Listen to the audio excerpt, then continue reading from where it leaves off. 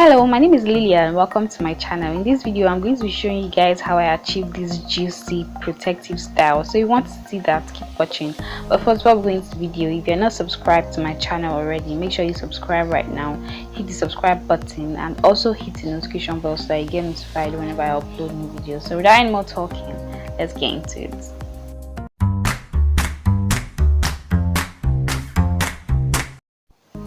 So I started on dry crusty hair. I put my hair in a few braids the previous day before installing this protective style.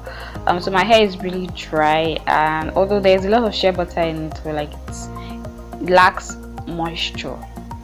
So I'm just going in now and like giving my hair some moisture, just spritzing. I'm not spraying water directly into my hair. I'm just spraying water into my hands and then applying on my hair because like I want it to serve like a sort of like a leave-in conditioner or something, because I already have shea butter in my hair, so there's really no need applying more shea butter. So this will just give my hair the moisture that I need so that it doesn't break off as I'm manipulating, but I don't want it to get soaking wet or like damp, so that's why I'm doing this. So now I'm just going ahead to braid. I'm doing multiple steps. I actually ended up with about 5 steps of cornrows. So yeah, I'm just cornrowing my hair layer by layer. So I first take out the layer that I want to do, moisturize it with some water, then I start to take sections, medium-sized sections from the layer and moisturize it again, then go ahead to braid, or rather go ahead to cornrow. This is not a cornrow tutorial, but I have a tutorial on my channel, so if you do not know how to cornrow and you want to learn, I'm going to leave the video in the cards and also in the description box so you can go and see that. So yeah, I'm just cornrowing my hair. I did not spray water directly into my hair because I didn't want it to shrink too much, because my hair shrinks a lot. So I'm trying as much as I can to reduce shrinkage, although I cannot totally prevent it because with moisture comes a little bit of shrinkage, but like not spraying water directly into my hair just helps to reduce it a little bit. So that's why I did that. Like I said before, I already have enough shea butter in my hair, that's why I did not bother applying. You do not have to do exactly what I'm doing. If you normally use a leave-in conditioner or like a regular moisturizer, then you should probably moisturize the hair before manipulating, or that's before cornrowing. It's always important to moisturize your hair whenever you want to manipulate it, because that helps to reduce breakage and generally hair loss. So recommend that you moisturize your hair however works for you before you start to cornrow.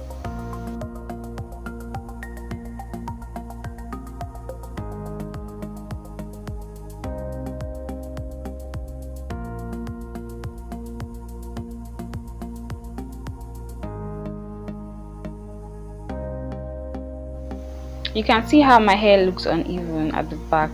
You can pause that to see it, but that's because some cornrows have already started to shrink like really bad, while some are still a bit elongated, and that's pretty normal. Like whenever I do protective styles, at first like you can look at my hair is uneven because of shrinkage. Like different cornrows, the ones I do earlier shrink up a lot more than the ones I just did, so it's going to take it some time for the ones I just did to catch up with the ones I did earlier. So that's just it.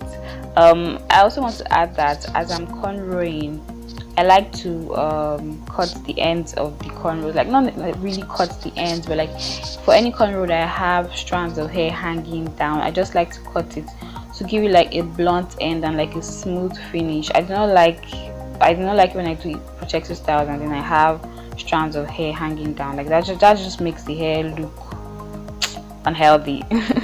So you do not have to do that, but that's just what I like to do, because I rather have hair that looks healthy than try to save length. So that's why I do that. Like I said, you do not have to do it, like it's not really necessary, but that's just what I like to do.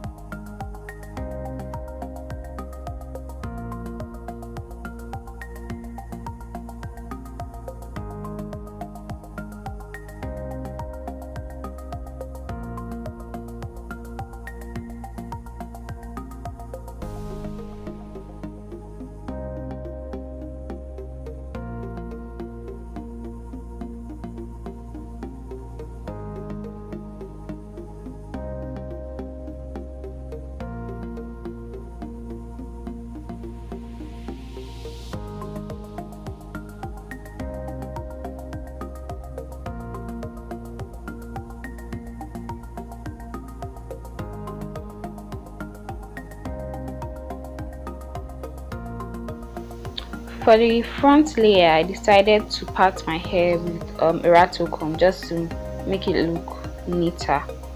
Then I'm basically doing the same thing I've been doing. Moisturize the section of hair I want to cornrow with some water, and then I cornrow when I get to the ends of the hair. If I have strands of hair hanging down, I go ahead and cut it. So that's basically what I'm doing here.